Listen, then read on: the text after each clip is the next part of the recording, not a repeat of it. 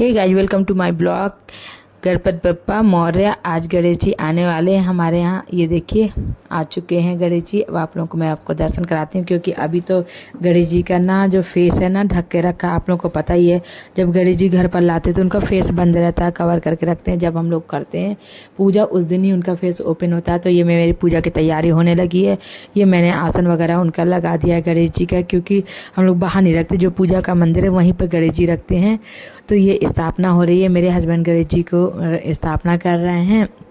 और इसके बाद स्थापना के बाद आप लोगों को पता है पूजा होगी, तो पूजा कभी मैं आप लोगों को दिखाती हूँ। जब तक आप लोग कमेंट में लिख दिए हैप्पी गणेश चतुर्दशी। और इसके बाद ये स्थापना हो चुकी है।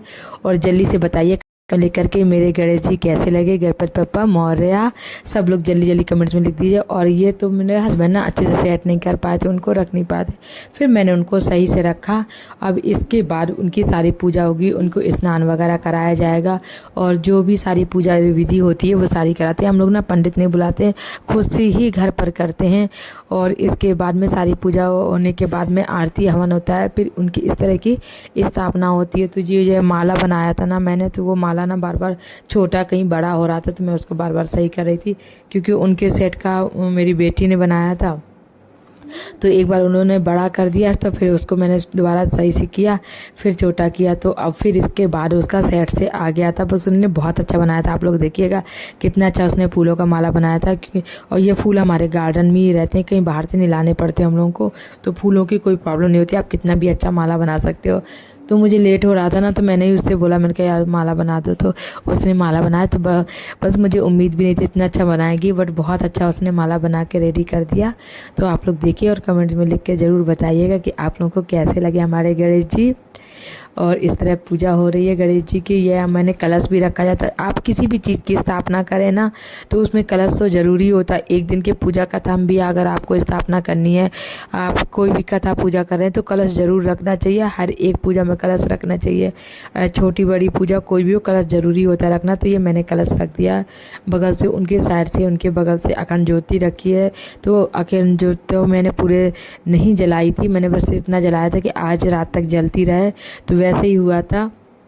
तो आप लोग कमेंट में ज़रूर लिख करके बताइए कि हमारे गणेश जी कैसे लगे। अब ये हमारे यहाँ आरती हो रही है, मेरी छोटी बेटी है। और इसके बाद में जो आरती के बाद हम लोगों ने पूरी फैमिली ने एक एक करके आरती किया।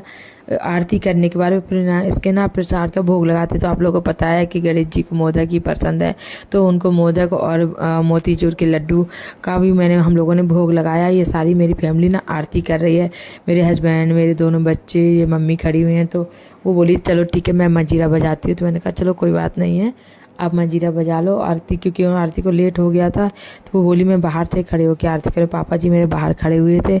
वो सारी इस तरह जब हमारे यहाँ कोई भी पूजा होती है ना, तो सारी फैमिली एक साथ खड़े होकर आरती करती है। उनके जिन जिन को करना होता है, कोई कोई ऐसा होता है ना कि कब बहुत टाइम हो जाता है तो वो लोग बाथरूम वगैरह चले जाते हैं, तो नहीं करते। तो जिन जिन को करना होता है वो आरती करते हैं, और नहीं तो सब लोग खड़े रहते हैं, आरती में सम्मिलित जरूर होते हैं। बोलिए गणपति बप्पा मौर्य। आप लोग जल्दी से कमेंट्स में लिख करके बोलिए कैसे लगे मेरे गणेश जी। जब तक के लिए इस तरह का ना मैं आप लोगों को 11 दिन तक अपने गणेश जी के दर्शन कराऊंगी। ये डे 1 था और 11 दिन तक लगातार चलने वाले। हमारे अनंत चतुर्दशी को ना गणेश जी का विसर्जन होता है। तो कोई कोई ना मान के रखता है 3 दिन 5 दिन। तो मेरे यहाँ ना तो गणेश चतुर्दशी सिर्फ अनंत 14 दिन की ही विसर्जन हो गए। तो मैं आप लोगों को डेली दर्शन कराऊंगी।